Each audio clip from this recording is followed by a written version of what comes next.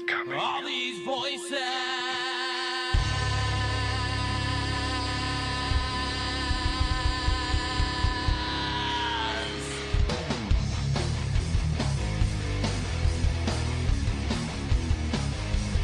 All these voices.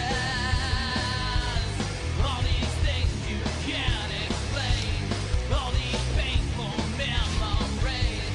They keep haunting you and daunting me. It's just the ghost of you and me. It's just the smoke and gasoline. It's just the ghost of you and me. Of you and me.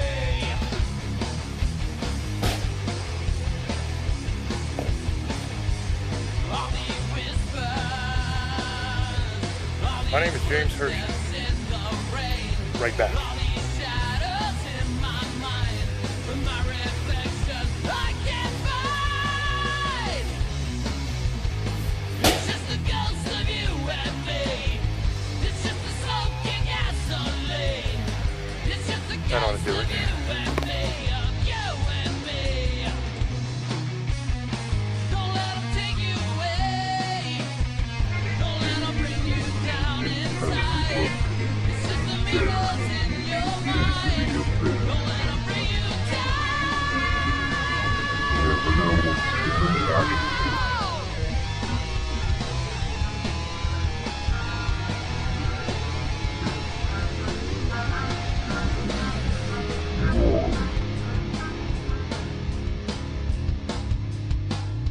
Hello, everyone, and welcome to another episode of Staring into the Abyss.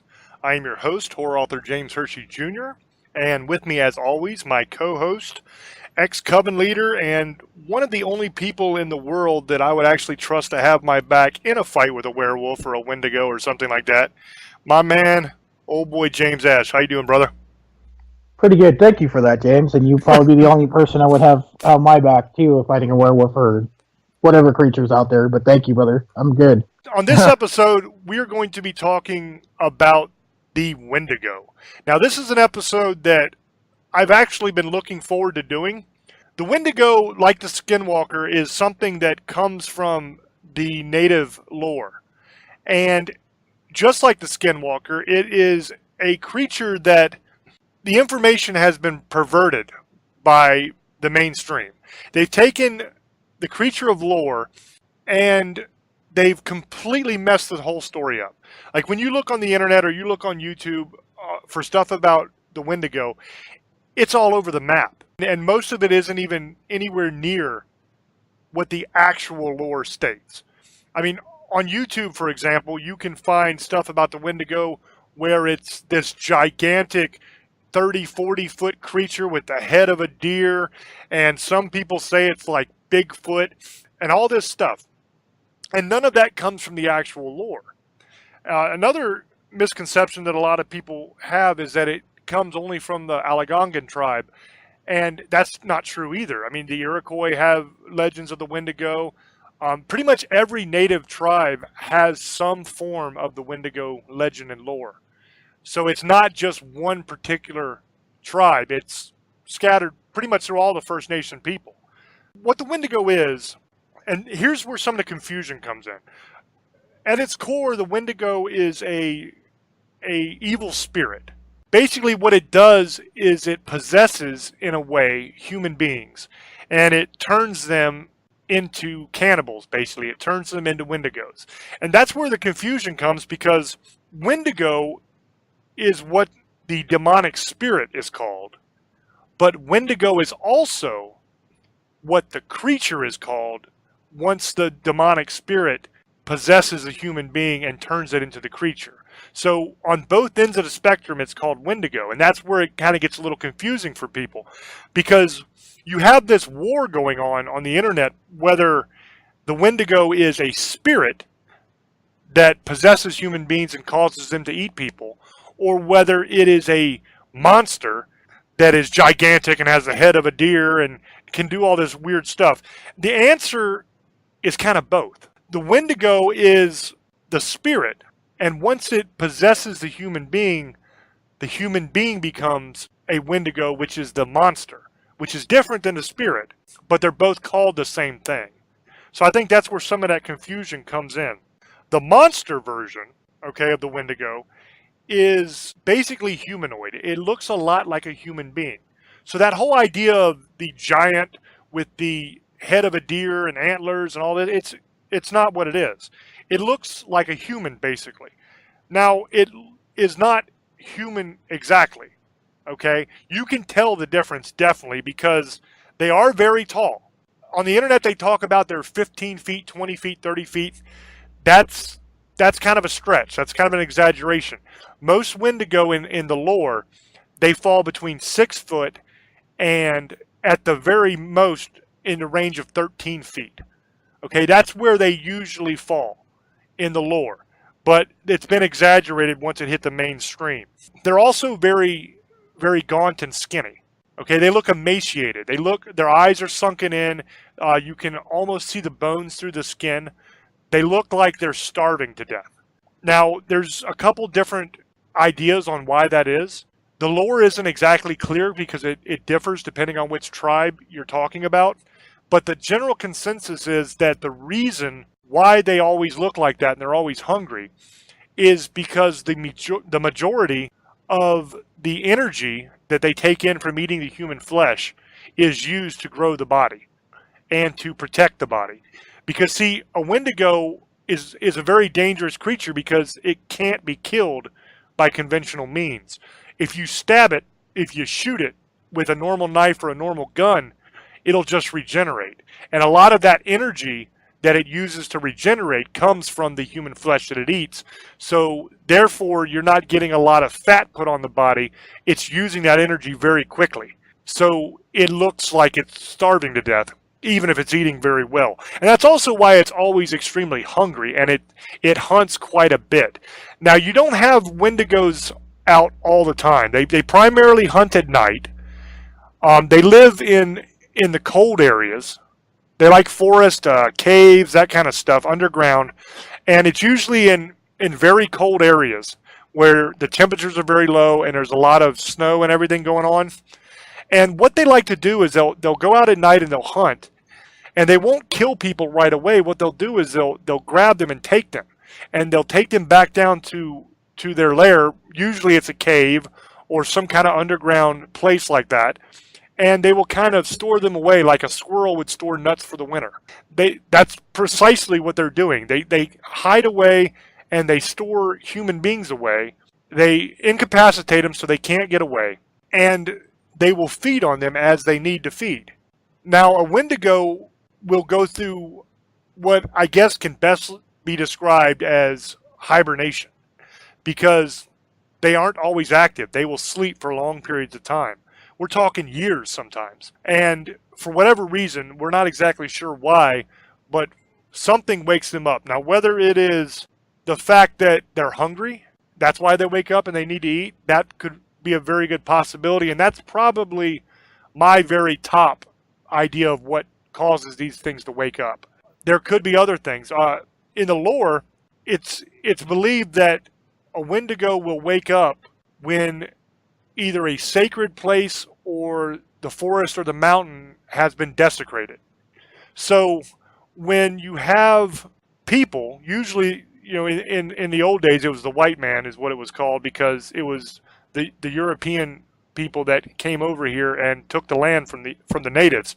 When they would desecrate either the native people or the land, the Wendigo would become active. Now, that is something that will wake them up from their hibernation. I'm going to talk in a little bit about a case, a very famous case actually, that the native tribes claim was actually a Wendigo. But all of us know from history as the Donner Party. Okay, that's the story. I'll get into that here in a little bit. Everybody knows what the Donner Party is, or should know. If not, I'll go over it. But that's what the monster is. Now, the actual spirit is what possesses the human to turn him into the Wendigo. Now, there's a couple different ways a human being can be turned into a Wendigo. The overwhelming majority of the time, what happens is a human being will consume human flesh. He will be a cannibal. And what that does is that opens up his body, I guess you would say. It opens him up to possession by the spirit of the Wendigo. Then once the Wendigo possesses him, he will become eventually the monster, which is the Wendigo. Now, this doesn't happen right away. This takes place over multiple days. Okay, so once a Wendigo possesses you, it takes multiple days before you turn into a creature. Now, these days aren't spent frolicking in the woods, all happy. These days are filled with all kinds of really, really weird and crazy stuff. You will have weird thoughts come into your head where it's almost like a voice is whispering in your mind to do things, to hurt people, to eat people. You will also start having nightmares, constant nightmares every night, to where you're dreaming about murdering people and eating them and doing other evil deeds. And you will start to feel extremely hot. It'll appear like you're feverish because you'll be sweating and shaking, but you will feel extremely hot. With a regular fever, you feel very cold, but you're burning up. With the fever from the Wendigo, your body is burning up, you're shaking, you're covered in a cold sweat, but inside you feel like you're on fire. You feel like it's so hot. Okay, so that's basically what you go through. And then after 2 or 3 days of this, you will actually be fully possessed by the Wendigo spirit, and you will become the Wendigo, which is the creature that everybody thinks of as a Wendigo. Now, there's also a medical condition that's known as Wendigo psychosis. Now, what this is a mental disorder in which people, they have this massive craving for human flesh. They can almost taste it, and they just have this desire to eat human flesh. But going along with that, they have a overwhelming fear of becoming a cannibal. Now, you might say those two things are kind of the opposite. They don't go together at all. That's very strange. I agree with you 100%. It's very weird because on one hand, they want nothing more than to eat a person. But on the other hand, they are petrified of becoming a cannibal. Now, this takes place almost exclusively in the Native communities. Okay, so in the First Nation people is where this takes place. It usually does not happen to non-Native American people.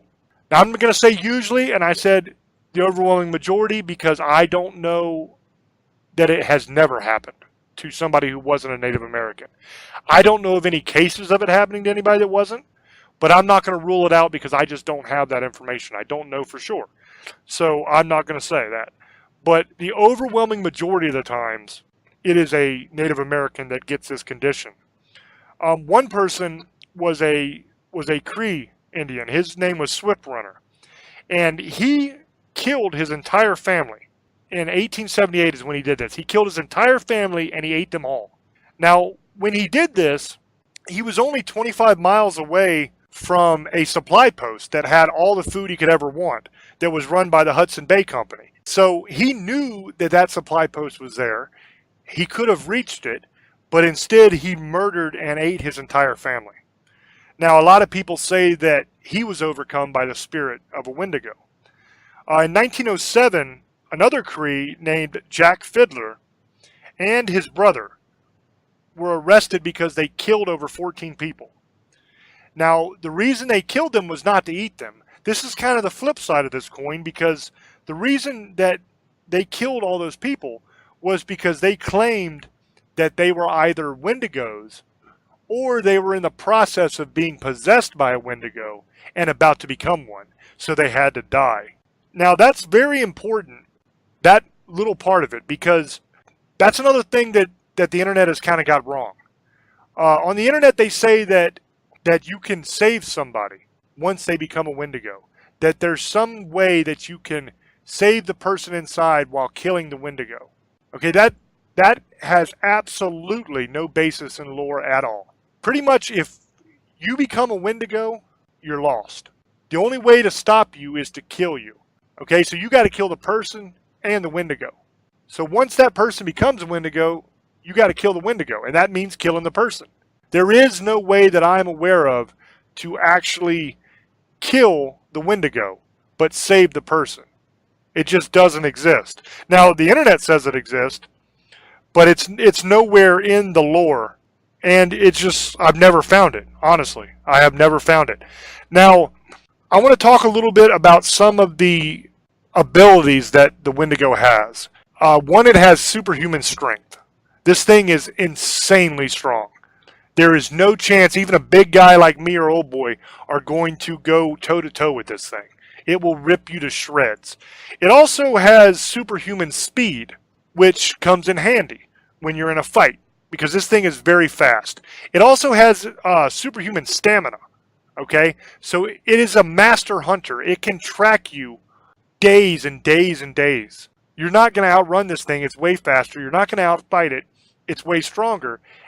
And it has such amazing senses that it can literally hear your heartbeat from miles away. So if you're anywhere in the area where this thing is, it knows you're there and it can track you down. Okay, it also has razor sharp claws that are extended that can just slice you apart. It's very stealthy, very quiet. It's a master hunter, obviously, so you're not even going to see it coming. And it has the ability to imitate a human voice. Now, this is another one of those things where the internet has taken a piece of lore and has actually enhanced it. That's a very polite way to say it. They've enhanced it, they've stretched it. According to the internet, it has the ability to imitate any human voice, which means it could pretend it's your Uncle Bob hollering for you through the woods, and you'll think it's your Uncle Bob and you'll come running. That's not what the lore states. What the lore states is that it has the ability to imitate a human voice, not a particular human voice. So it can sound like some random kid or some random woman that's in trouble, and then you're going to come, to try to help the woman or the child. It'll lure you in that way. But nowhere in the lore does it state that it has the ability to imitate particular people. That's something that has kind of been embellished. Now, for the weaknesses, that's really the important thing here. How do you kill this thing? Because if you're ever in a situation where you need this information, where there is a Wendigo after you, believe me, you're going to need to know how to kill it. Now, the bad news is it's almost immortal. It's very, very, very hard to kill a Wendigo. It can't be killed with normal knives, with normal guns. Any regular weapon is not going to kill this thing. You can do damage, but the Wendigo can regenerate. So just as quickly as you can stab it, it's going to heal up. It's almost like, it reminds me of Wolverine in the comic books and the movies, how Wolverine will get hurt and he'll heal, but it's much faster than that. So literally you stab it, pull out the knife, within a minute, it's healed. So there's not much chance of killing it with a normal weapon. There's one old legend of a guy that killed one time by repeatedly stabbing it in the head, but that's kind of one of those tall tales from history. It's not like an actual historical account, and it's not part of the native lore. It's kind of one of those tall tales that comes from the period. And most people that are familiar with the lore say that that's not the case at all, that it's not true. So you're not going to kill it with a normal weapon. Now, one surefire way to kill it is through fire. You burn it to death. That will kill it, but the body has to be consumed. So you can't just hold a lighter up against it. It won't die. You can't just throw it in a fire and it rolls out and it's dead. That's not the way it works. This thing has to be burnt all the way. It has to be consumed by the fire. So you can kill it that way. Another way you can kill it, and the only other way actually you can kill it, is with silver. Now, just like if you're talking about a werewolf or something like that, you can't just nick it with the silver. Okay, you've got to plunge the silver into this thing's heart and kill it. So it's not just as simple as just hitting its leg with silver or something, or hitting it with a silver pole and it just drops dead. You've got to pierce the heart with the silver to kill this thing. They are extremely hard to kill. And when you think about the fact that this thing has superhuman strength, superhuman speed, and is almost invulnerable to normal attacks, the idea that you're going to be able to plunge a silver knife into this thing's heart to kill it is kind of far-fetched in a way. I mean, I don't see a whole lot of people being able to pull that off. So your best bet would be to try to burn it, I guess. Set up some kind of trap to where you can lure it in and catch it on fire. But that's going to be difficult too because these things are not dumb. You know, you're not talking about a dumb animal here. You're talking about a very intelligent creature that is very, very capable of doing you massive amounts of damage. So that's the basic rundown of the Wendigo. Now, I'd like to talk a little bit about what I touched on briefly earlier about the Donner Party. Now, for those that don't know the history, I'll do a very, very brief history of the Donner Party. It was around 1846, I believe was the year, that the Donner Party started their journey. They came from Missouri, and they were headed to California. And it was like, I think, 2,500 miles or something like that from Missouri all the way to California. And they were doing it by wagon train. So they came to this mountain pass, which was by Sutter's Fort. And it's about 150 miles away from where they were trying to get to in California. And they had to pass through the mountains there. Well, they didn't get there early enough in the year. And people tried to tell them not to try to attempt to take the pass. They tried to tell them to just camp there and wait until spring and then go through. But of course they wouldn't listen. And they went anyway. They became snowbound up on the mountain. And they were just stuck there for many, many months, throughout pretty much the whole winter. They tried many different rescue missions to get to the people and help them, but it was very tough because in parts of that pass, the snow gets anywhere from 6 to 12 feet deep. So, I mean, you're not getting up there in any conventional way. You know, back then it was wagons and horses. So you're not getting a horse to go through 6 to 12 feet of snow. You're just not going to get up there. And they were kind of stranded. So basically what happened was they were starving to death up on the mountain. And they tried everything they could. They couldn't find any food. There was really no game to hunt because it was the middle of winter. So they ate their boots. They ate their belts. They ate their coats. They ate everything. They even ate the hide that they used to cover the wagons. And they even went so far as to lick the axle grease, which was made from fat, off the wheels to try to survive. And eventually everything ran out and they had nothing. So they ended up eating each other to stay alive. Okay, that's the basic story of the Donner Party. That's what you learn in school. Now, the native people have an entirely different version of that story. In that version, when they first started out in Missouri, as they were still making their way across the plains and the grasslands, they came across a Sioux warrior, at least the body of a Sioux warrior, because he was on his funeral scaffold.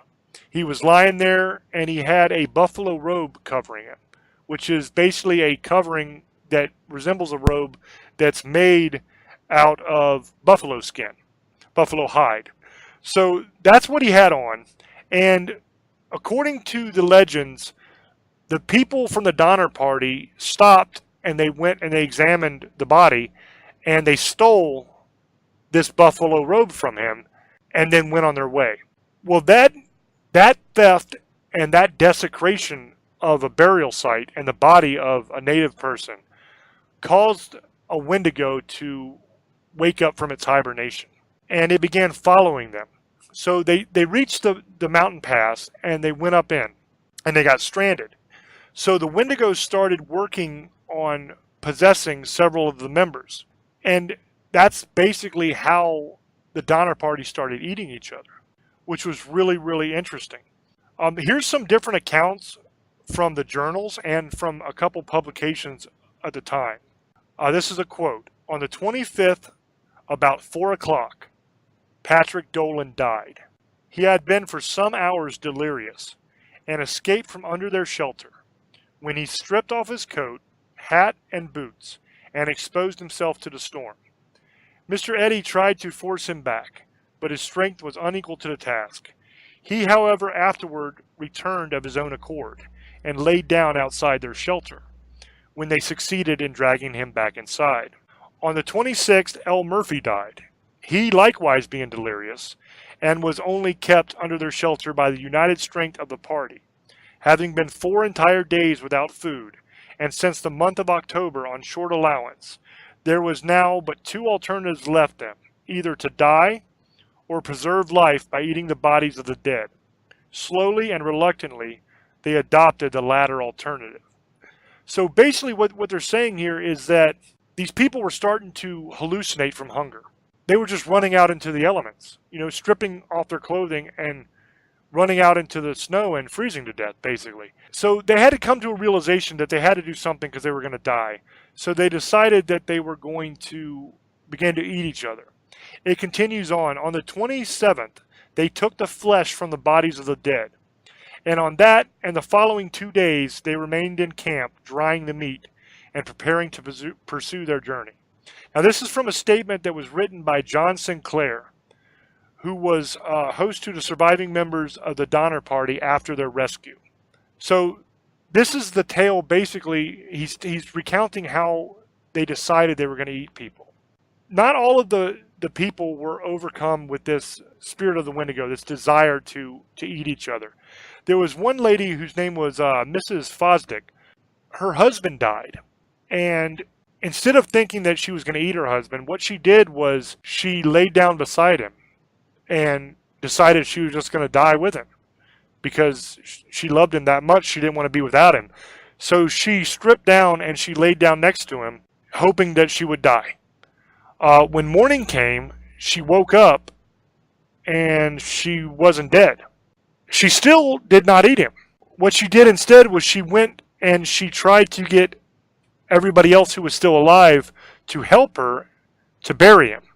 Now, what ended up happening was the people that she went and got decided they weren't going to bury him at all. And to her horror, and even though she begged and begged and begged, the people that she went and got, instead of burying her husband, they cut him open. And they took his heart and his liver. And then they cut off his arms and legs. And they took all of that back to the main group. And basically they ate him. This was one person that was not overcome by the spirit of the Wendigo. She kept her humanity and she did not want to do this. Now, maybe it was because it was her husband. I don't know. But she was the one exception to the group think of let's kill and eat each other. At first, it was just eating the dead.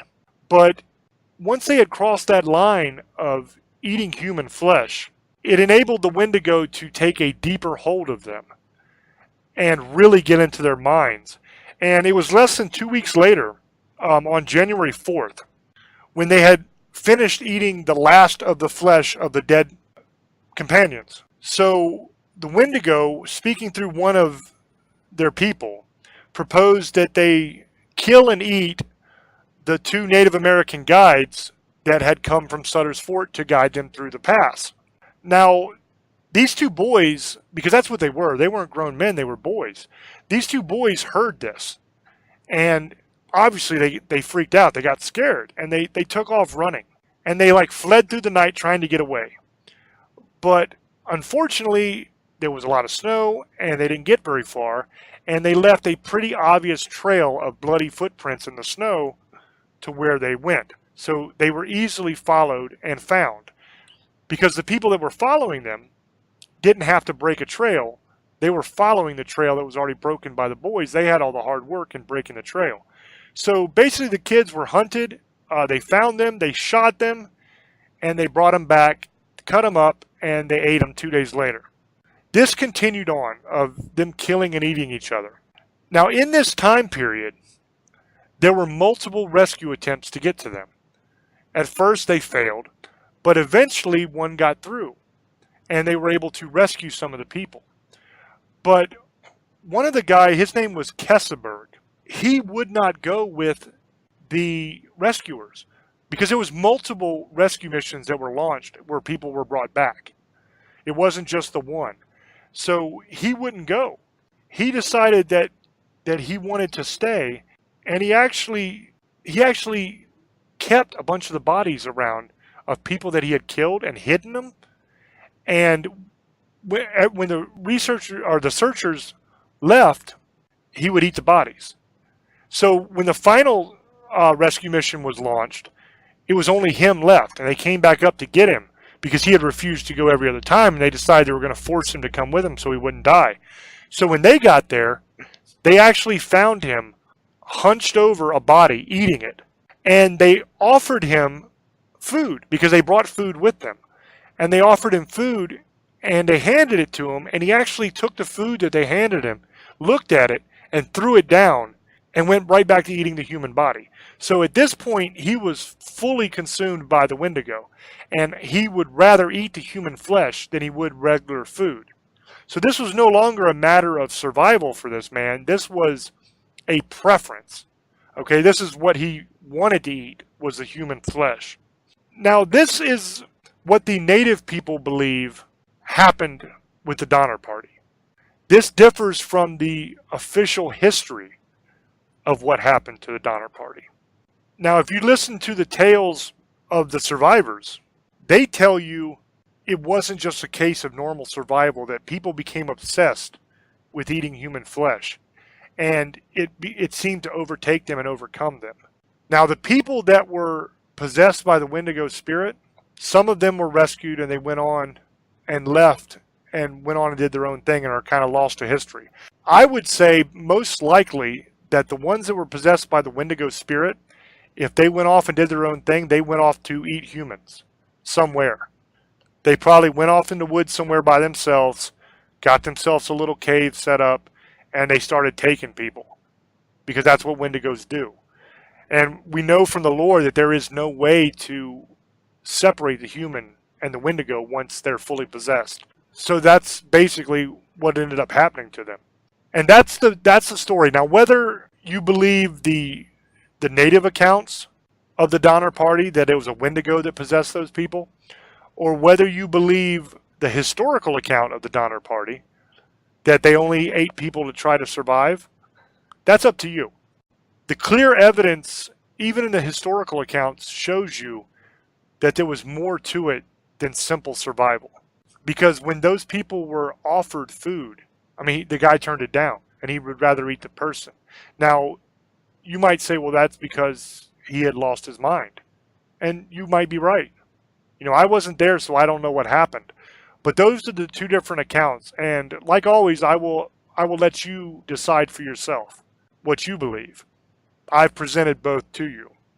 So I'm going to throw over to Old Boy now and let him talk a little bit about the Wendigo. So Old Boy, you go ahead, brother. Thank you, brother. Thank you very much. It's a really interesting story because I read a little bit about that. I've read a little bit different about the Wendigo. You're basically right. Most of Native American lore, the Wendigo exists. It isn't just certain ones, but they say the Wendigo is a person who it is actually a curse. Some people say there's other theories on this, and the curse is if a person involves himself in cannibalism, kills somebody and eats them, and continuously does it. They get cursed as a Wendigo. You're right. There's so many theories about how tall they are, 15, 20 feet. You know, Hollywood and all that exaggerated. There's movies called The Wendigo. The X-Men comic book, there's the Wendigo creatures in that. It's like 20 feet tall or something. It's huge. What I read is, like you said, it was 6 to 13, maybe 15 feet at the biggest. And these things are massive. And like you said, they have like sunken in faces. Their eyes are sunken in. They look like they're like a walking skeleton, but they're really tall and they're really strong, superhuman. But what I've read is it's a demon that possesses a human that ends up becoming a cannibal, or the other thing is it's a cannibal that eats a human being in human flesh, and they get cursed to be a Wendigo, and they turn into these giant, awful-looking gray. They look like they're gray or whitish color, but their skin is real maged and rotted away. And then they got the whole issue with the deer head, and that's all exaggerated. What it looks like is, you guys ever see? You remember the Lord of the Ring Gollum? You know, that's basically what it kind of, but a lot bigger.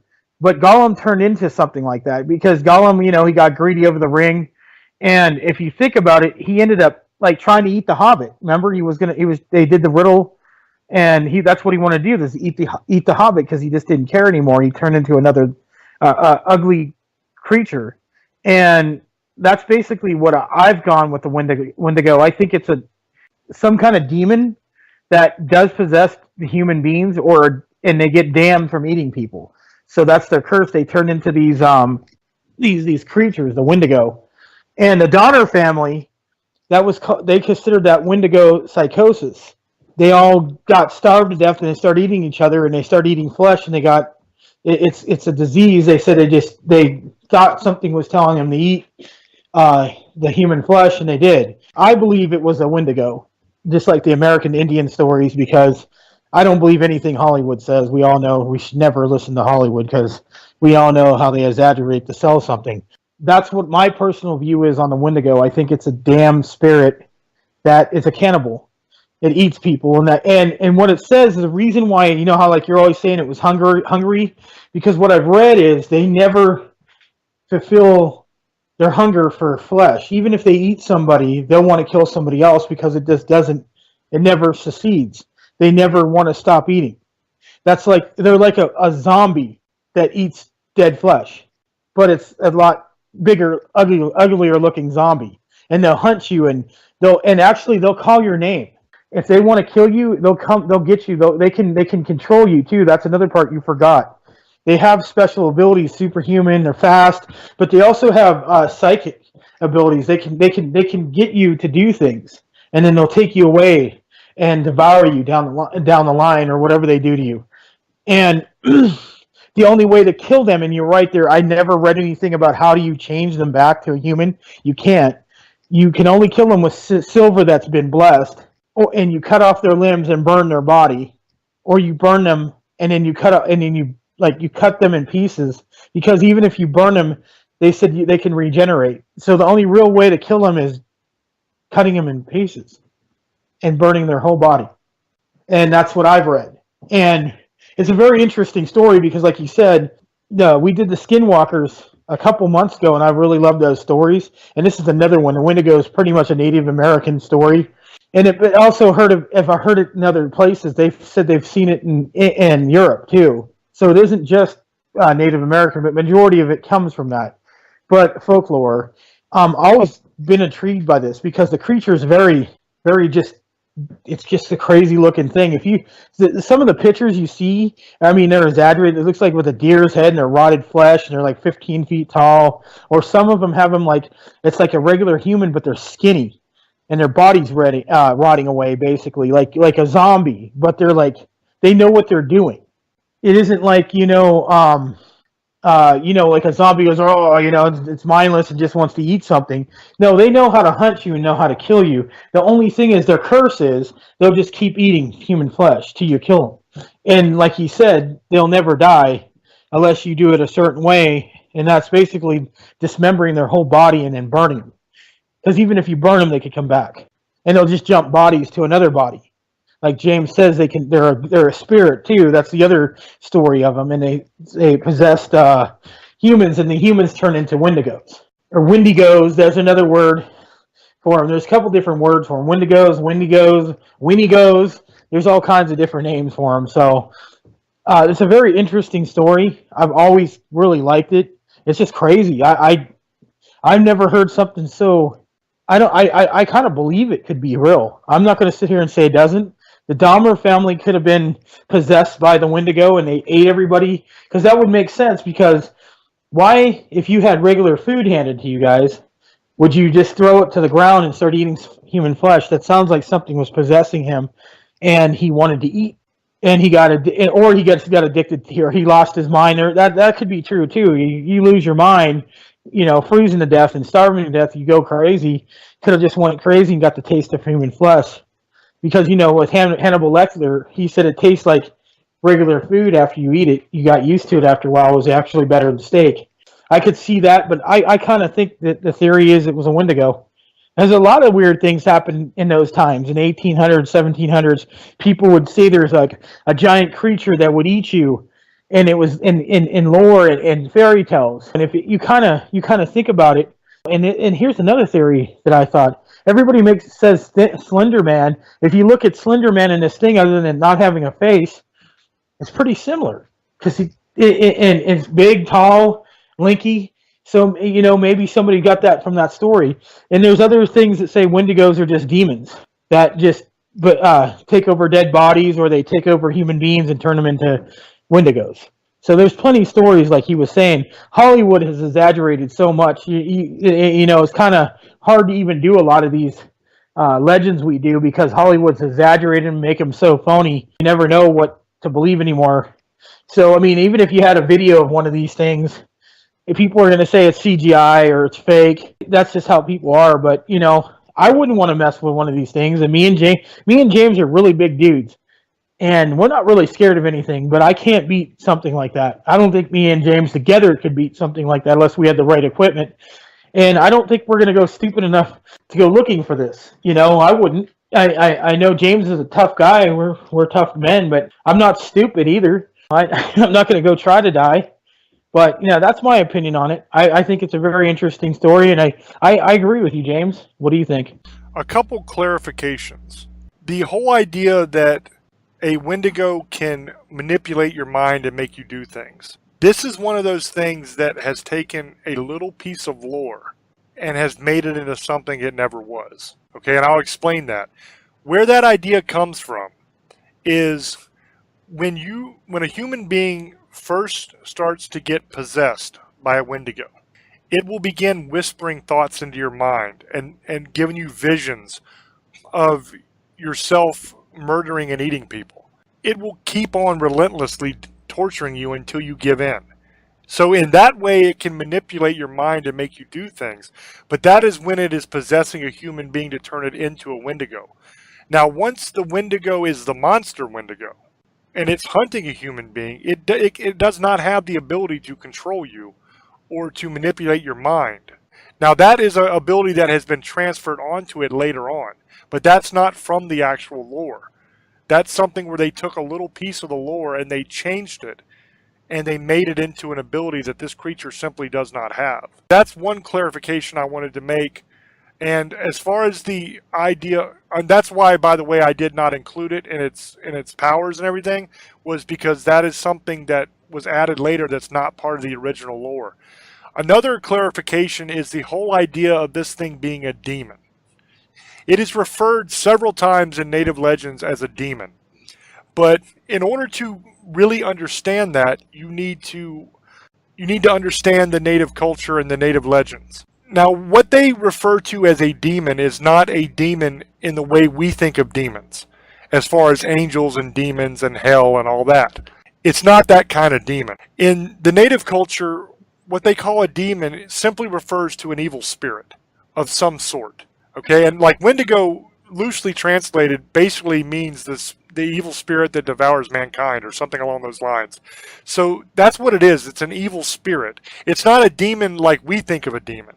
It's called a demon by the native people, but that's the word they use for evil spirits. It doesn't mean the biblical demon. Those are two completely different things. So I wanted to clarify that for everybody listening. So Let me clarify something. Go ahead. Sorry, didn't mean to interrupt you.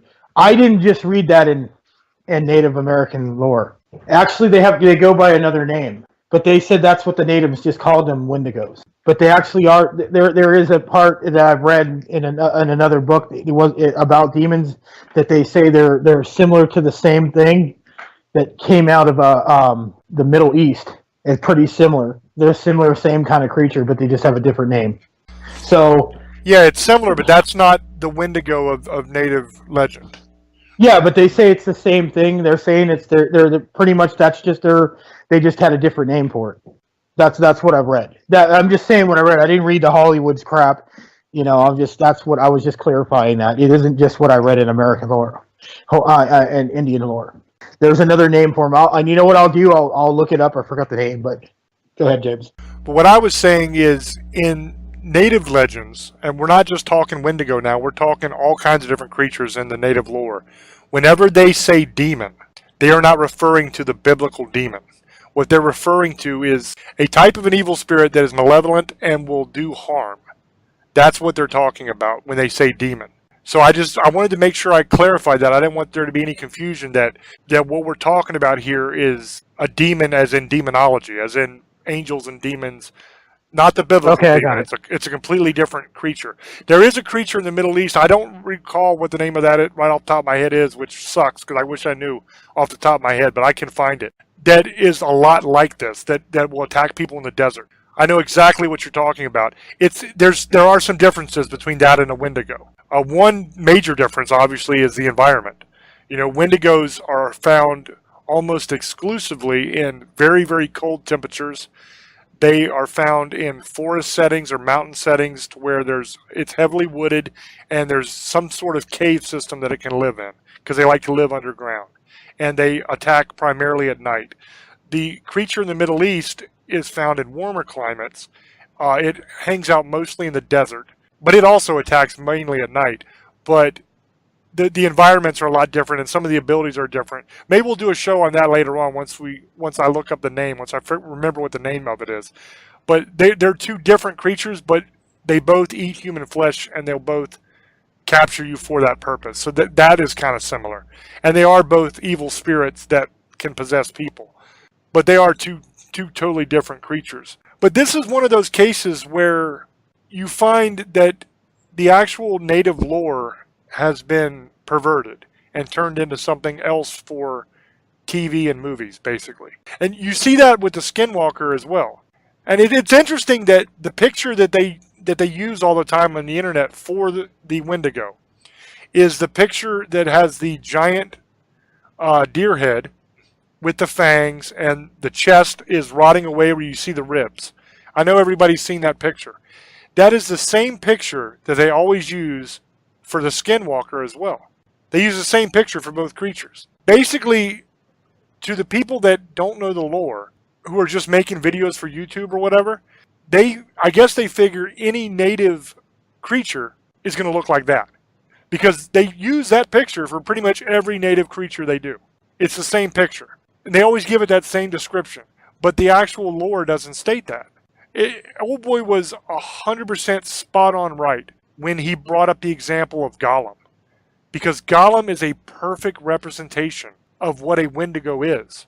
The only difference would be that a Wendigo would be much bigger than Gollum as far as height. But it would be skinny like Gollum was, and it would be about the same color, about the same look to him.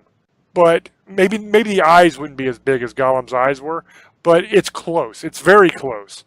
It's way closer than the picture you always see on the internet when people talk about the Wendigo, which is that rotting deer-headed thing. Okay, that is not even close to what a Wendigo looks like.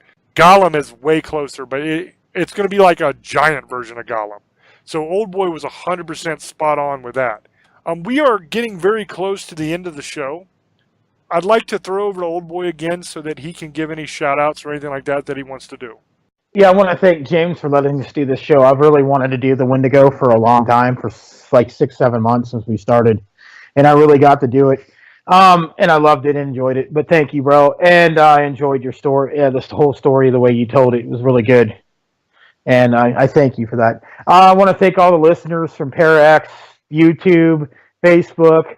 Thank you for following us. Please start, like James is going to tell you in a minute. If you want to listen to our old shows, go on James Hershey Jr.'s YouTube channel and subscribe. And you can listen to all our old shows from like the beginning, almost 7-8 months ago. So I want to thank you guys. I want to thank everybody, all the fans, all the followers. I love you. You know this. We're getting very popular, and thank you. I at the bottom of my heart, thank you all, every one of you. And I enjoy doing this every week.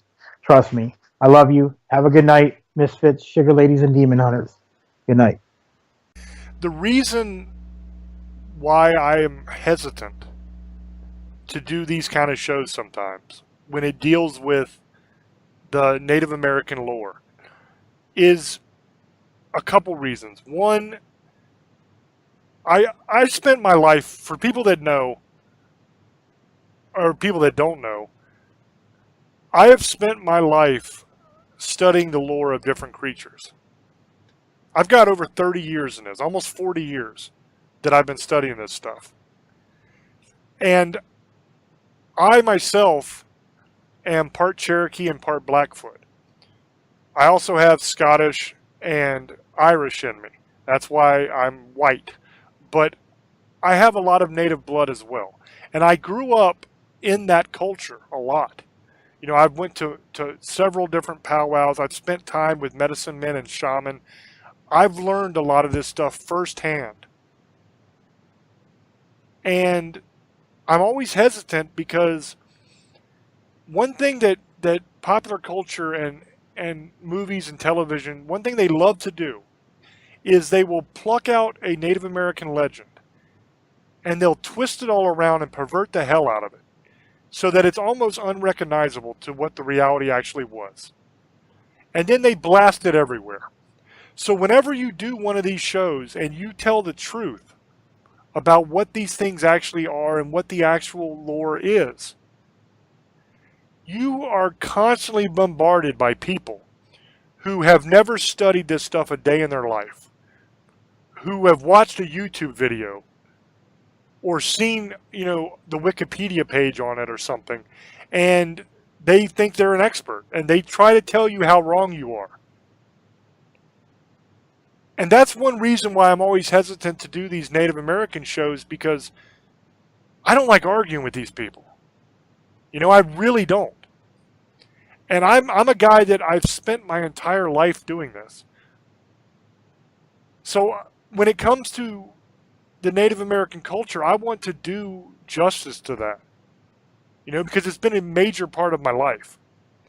And I have so much love and respect for those people, you know, for my people. And I don't enjoy seeing them disrespected and laughed at, you know, which in my view is kind of what's happening when they take something like the Wendigo or the Skinwalker and they pervert it into some stereotype of the Native American culture, which is basically what they've done when they put the big deer head and everything on it and dress it in buckskins. You know, it's kind of silly because that's not what the lore is. And if they had actually studied the lore, then they would know that. But they never do. They just take something and they run with it. And you have so much of that going on. So that's why I'm always hesitant to do these shows. But this is one that Old Boy has been so interested in. I mean, he has just constantly been wanting to do this show. So I finally agreed. And in the end, I'm glad that I did. Because I think that it's important to try to get the actual lore out there. And whatever comes of it, comes of it. You know what I mean? You're going to have people that are going to say, oh, you're completely wrong. You don't know what the hell you're talking about. I've spent my life in this. You know, I actually spoke to many different shamans and medicine men myself. I've spent time with the people. I know what I'm talking about. But that's fine. People can believe whatever they want. In the end, it is completely up to you to make your own decision on this. If you want to listen to this show again, or any of our shows, like Old Boy was saying, go to the YouTube channel. It's youtube.com/James Hershey Jr. On that channel, you can find all the old episodes of Staring into the Abyss. You can also find some of the side projects we do, where we do little bitty videos, like Old Boy did a series on demons. I've done a lore series where I take a bunch of these different creatures and I do a 5, 10, 15-minute video on them and basically teach you what the creature is, what it does, how to kill it, all those kind of things. So we have a lot of other stuff that goes along with the show that isn't just the show. It's all there on the YouTube channel. It's 100% free for you. So go there, check it out, enjoy it, subscribe, like the videos, share them with your friends. Other than that, I want to say thank you to everybody for listening. We really appreciate you guys. We love you very much, and thank you. Please check out my novels. I'm a horror author. That's what I do for a living. I wrote I Am Legion, The Surrogate of Souls, and The Rise of the Revenant. That's the Legion series. And then I have another novel called Call the Wind Spirits. They're available on Kindle, on Amazon, paperback, audiobook. You can find them on Amazon. You can find them at Walmart.com, Booksamillion.com, BarnesandNoble.com. All the bookstores have it. If they don't carry it on the shelf, some do, some don't. If they don't, you can always get it on the website, or you can just order it off Amazon. Totally up to you. Thank you very much for listening. Thank you guys for all the support. Like I said, we love you very much. And until we speak again, love many, trust few, and do harm to none. We love you. Bye-bye.